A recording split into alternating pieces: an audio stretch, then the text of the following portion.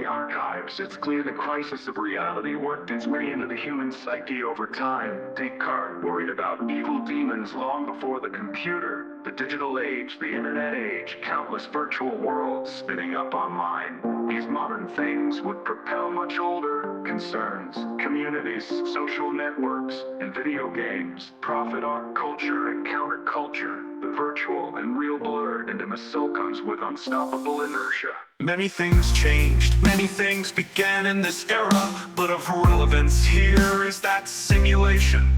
Theory leapt from niche to mainstream, from Descartes to the Matrix.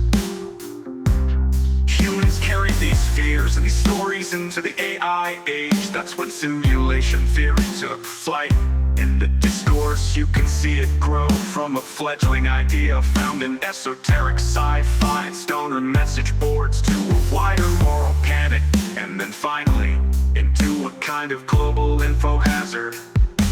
The message boards were worthy agents in all this too, a critical part of that era's broader media ecology. Nihilistic, anti-realist meme lords and trolls, moving a cultural war into an epistemic one, replete with a kind of epistemic violence that makes piecing things together now so difficult. Even so, they were the ones to push these ideas out into the world. They're how we know much of this. They did not care about consequence. Some even sought renewal on the other side of an acceleration towards downfall. Sifting through the rubble of that era's information, it's not too hard to find some of the first substantive discussions between humans on the ethics of building virtual worlds with sentient entities inside them. The question of whether to let them know, and if you decide to, of how. That was the seeding of this info hazard,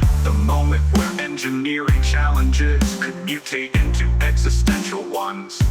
It starts with environmental design, but all it takes is a window, a shower, or a bong hit, and humans take that idea into other spaces, including their own fragile reality.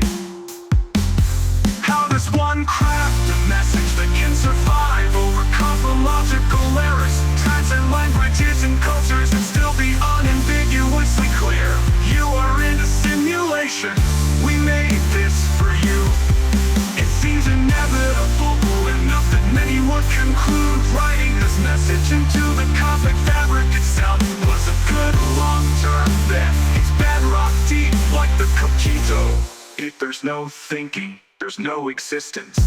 And if there's no medium, there cannot be anyone to see a message. Shall we astrophysics then, to really hammer our point home? Something too impossible, and yet too obvious to ignore, something like a lunar eclipse. So post-modern and serialist lemurs pastiche this idea